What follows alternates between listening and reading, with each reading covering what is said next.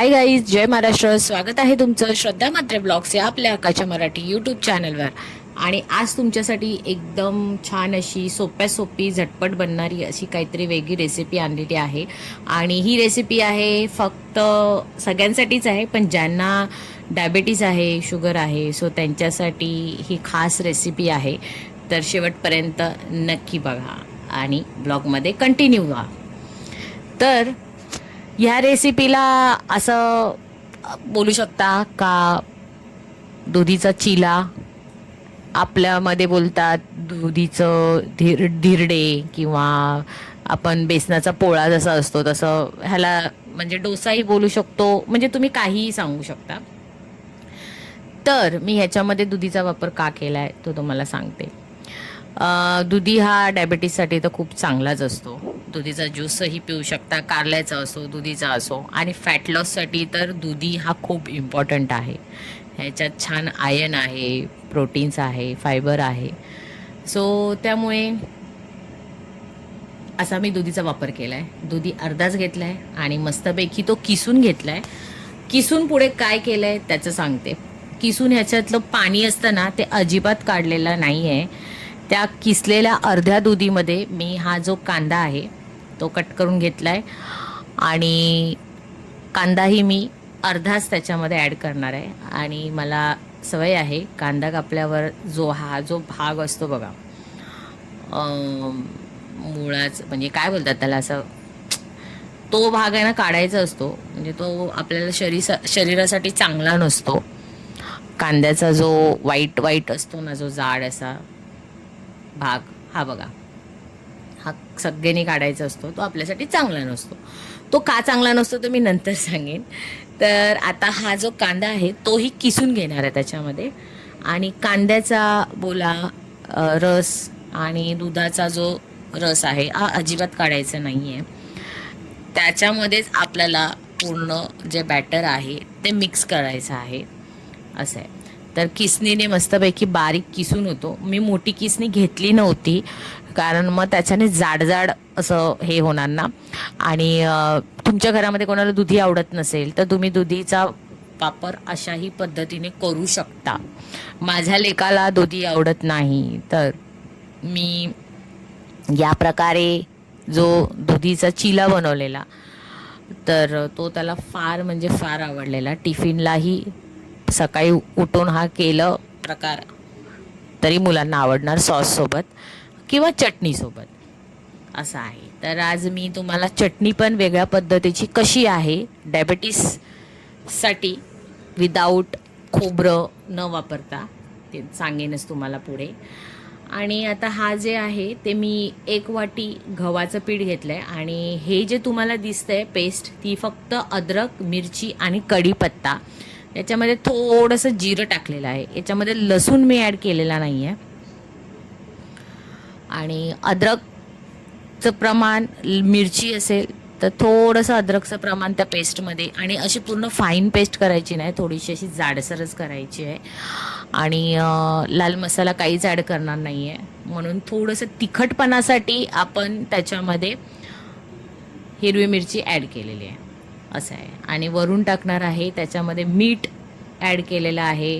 आणि आता मी त्याच्यामध्ये हळद ॲड करेन.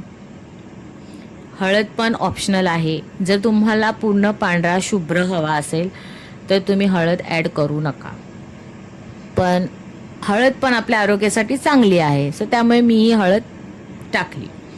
आणि त्याच्यानंतर हे धने जिरं पूड, जी प्रत्येकाच्या घरी अवेलेबल नसेल तर धना आणि जिरं असतं ना, ते पूर्ण असं भाजून घ्यायचं आणि पावडर करायची, किंवा डीमार्टमध्येही भेटते. त्यानंतर मी हे गव्हाचं 1 वाटी पीठ घेतलेलं आहे ना, त्याच गव्हाच्या पिठामध्ये म्हणजे पीठ वाटी जी घेतलेली आहे त्या वाटीद्वारे आपण बेसन पीठ ह्याच्यामध्ये ॲड करणार आहोत. कारण म्हणजे पूर्ण नाही, अख्खं नाही घ्यायचं आहे. जेवढी वाटी अख्खं भरून मी गव्हाचं पीठ घेतलेलं होतं तर त्याच्या कमी बेसन पीठ घेतलेलं आहे.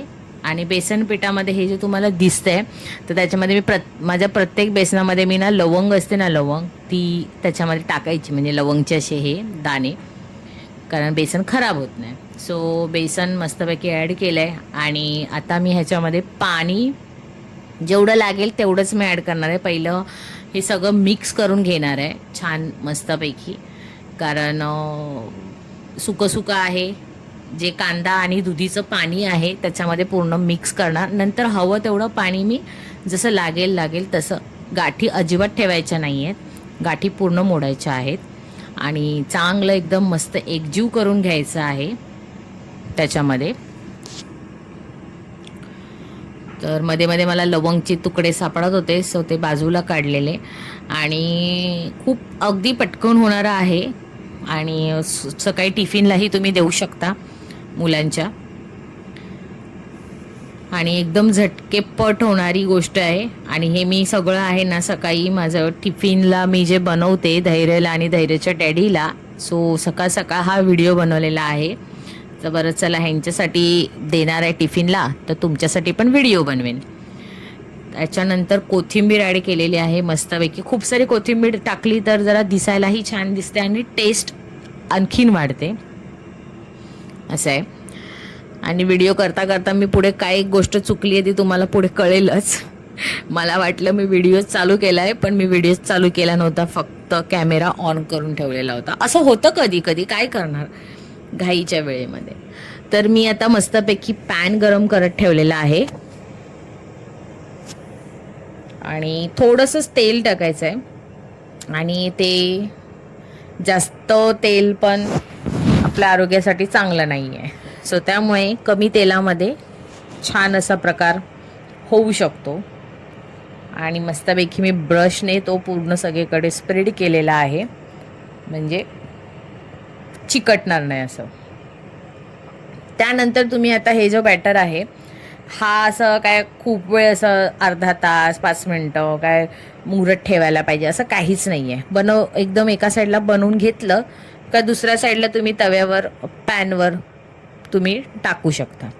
आणि तुम्हाला जास्त जाड नाही ठेवायचं आहे, थोडंसं असं मीडियम, म्हणजे आणि जास्त पातळ पण नाही, म्हणजे डोश्यासारखं पण करायचं नाही आहे. एकदम म्हणजे असं मीडियम असं स्प्रेड करायचं आहे ते बघा. आणि खरं सांगू अजिबात चिटकत नाही, काही नाही होत. आणि पुढची गंमत तुम्हाला कळेलच, जे मी तुम्हाला व्हिडिओमध्ये बोललेली की मी व्हिडिओ चालूच केला नाही.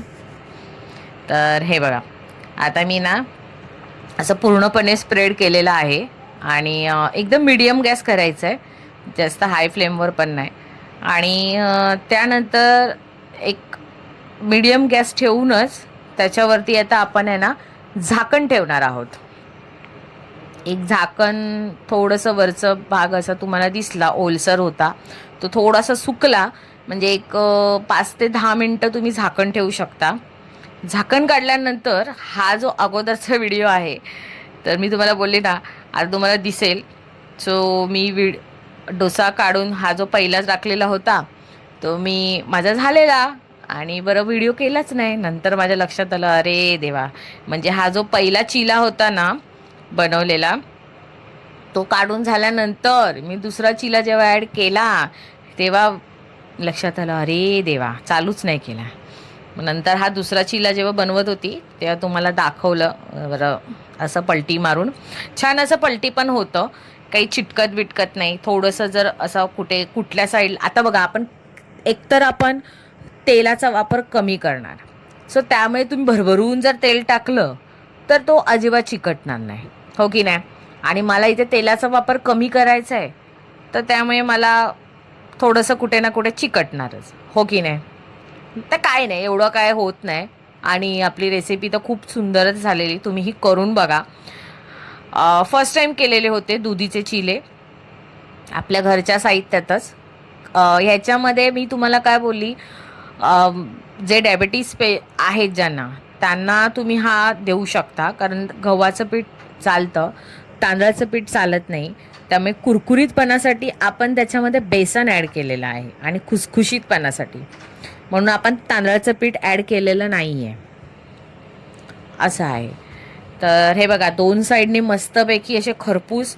आणि जेव्हा काय बोलणार शिजतं ना तेव्हा मोठा गॅस करायचा, पूर्ण शिजून झाल्यानंतर आलटी पलटी करून आहे ना चांगलं असं ते शिजवून घ्यायचं. हे बघा, एका साईडनी पूर्ण निघतं पण आणि छान पलटी पण केल्यावर हे बघा मस्त असं मी ना गॅस मोठा करून आहे ना पॅन पण असा फिरवत होती आणि सगळीकडनं म्हणजे ते शेकलं जातं असं. आणि कुरकुरीत जो हा तुम्ही गरम गरम खाल्ला तर खूपच सुंदर, म्हणजे भारीच लागतो गरम गरम एकदम असं.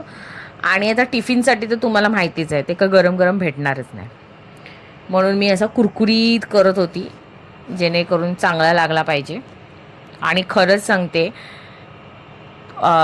जेव्हा तुम्ही घरी कराल ना तेव्हा माझ्या प्लीज रेसिपीला ना कमेंट करून सांगा की बाबा रेसिपी कशी वाटली ती. हे बघा, असं मी ना छान असं दाबून दाबून दाबून दाबून मस्तपैकी तो कुरकुरीत क्रिस्पी असा करत होती. सो असा होता आपला छान असा चिला बोला.